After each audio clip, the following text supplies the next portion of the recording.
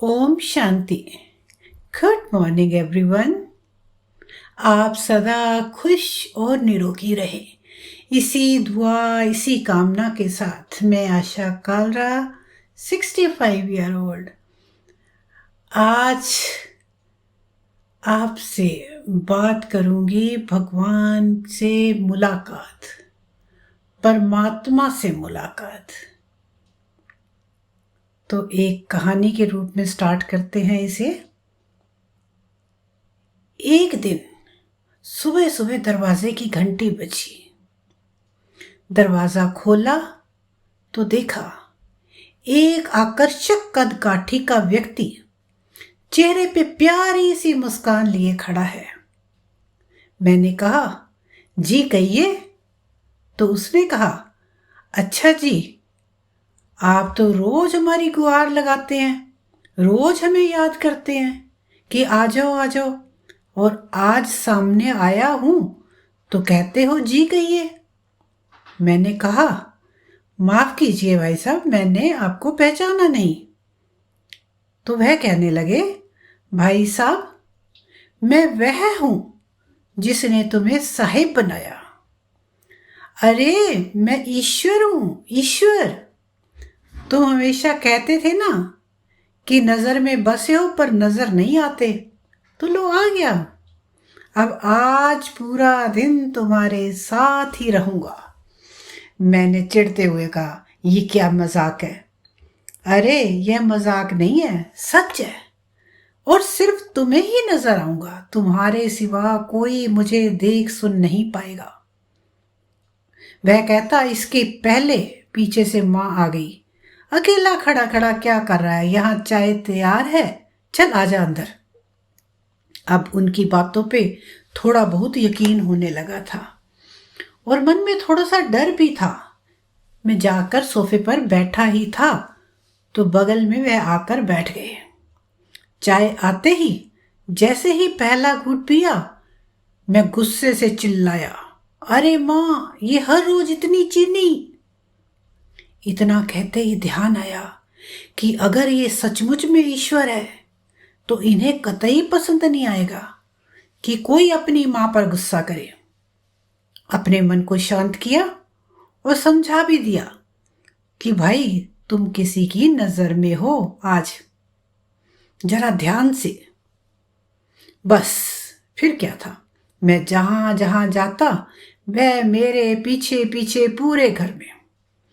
थोड़ी देर बाद नहाने के लिए जैसे ही मैं बाथरूम की तरफ चला तो उन्होंने भी कदम बढ़ा दिए। मैंने कहा, हे प्रभु, यहां तो बख्श दो। खैर, नहा धोकर तैयार होकर मैं पूजा घर में गया। यकीनन पहली बार तन्मयता से ध्यान से पूजा वंदन किया, क्योंकि आज अपनी ईमानदारी जो साबित करनी थी। फिर ऑफिस के लिए निकला। अपनी कार में बैठा तो देखा बगल में महाशय पहले से ही बैठे हुए हैं। सफर शुरू हुआ, तभी एक फोन आया और फोन उठाने ही वाला था कि ध्यान आया कि तुम किसी की नजर में हो। कार को साइड में रोका, फोन पर बात की और बात करते करते कहने ही वाला था कि इस काम के ऊपर इतने पैसे लगेंगे। पर यह तो गलत था, पाप था, तो प्रभु के सामने कैसे कहता? तो एकाएक मुंह से निकल गया, आप आ जाइए, आपका काम हो जाएगा आज। फिर उस दिन ऑफिस में ना स्टाफ पर गुस्सा किया, ना किसी कर्मचारी से बहस की। 25-50 गालियां तो रोज अनावश्यक ही निकल जाती थी मुंह से, पर आज सारी गालियां, कोई बात नहीं, इट्स ओके, मैं तब्दील हो गई। वह पहला दिन था जब क्रोध, घमंड, किसी की बुराई, लालच, अपशब्द, बेईमानी, झूठ, ये सब मेरी दिनचर्या का हिस्सा नहीं बने। शाम को ऑफिस से निकला, कार में बैठा तो बगल में बैठे ईश्वर को बोल ही दिया, प्रभु सीट बेल्ट लगा लें, कुछ नियम तो आप भी निभाएं। उनके चेहरे पर संतोष भरी मुस्कान थी। घर पर रात्रि भोजन जब परोसा गया तब शायद पहली बार मेरे मुख से निकला, प्रभु पहले आप लीजिए। और उन्होंने भी मुस्कुराते हुए निवाला मुंह में रखा। क्या बात है। भोजन के बाद मां बोली, पहली बार खाने में कोई कमी नहीं निकाली आई तूने, क्या बात है, सूरज पश्चिम से निकला है क्या आज? मैंने कहा, मां आज सूर्योदय मन में हुआ है। रोज मैं महज खाना खाता था, आज प्रसाद ग्रहण किया है मां, और प्रसाद में कोई कमी नहीं होती। थोड़ी देर टहलने के बाद अपने कमरे में गया। शांत मन, शांत दिमाग के साथ तकिए पर अपना सिर रखा तो ईश्वर ने प्यार से सिर पर हाथ फिराया और कहा, आज तुम्हें नींद के लिए किसी संगीत, किसी दवा, किसी किताब के सहारे की जरूरत नहीं है। गालों की थपकी ने गहरी नींद को हिला दिया। अचानक गालों की थपकी ने गहरी नींद को हिला दिया। कब तक सोएगा, जाग जाग, मां की आवाज थी।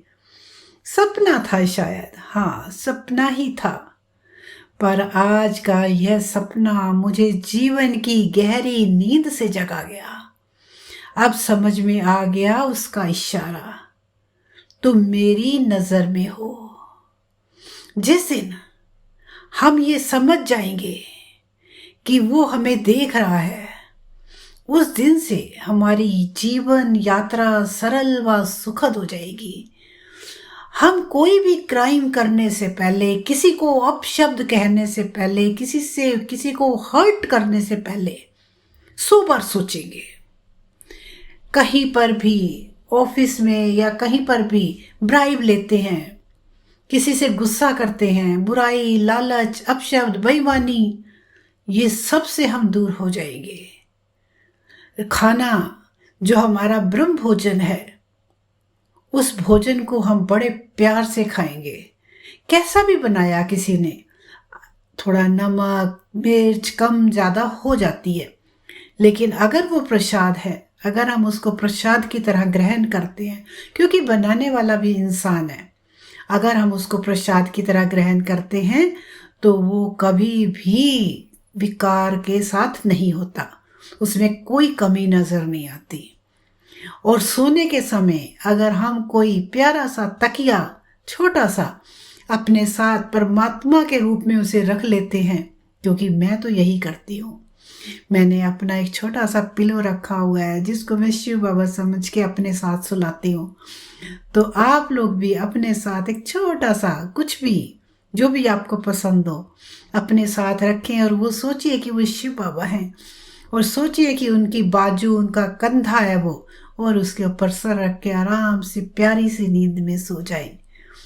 ओम शांति।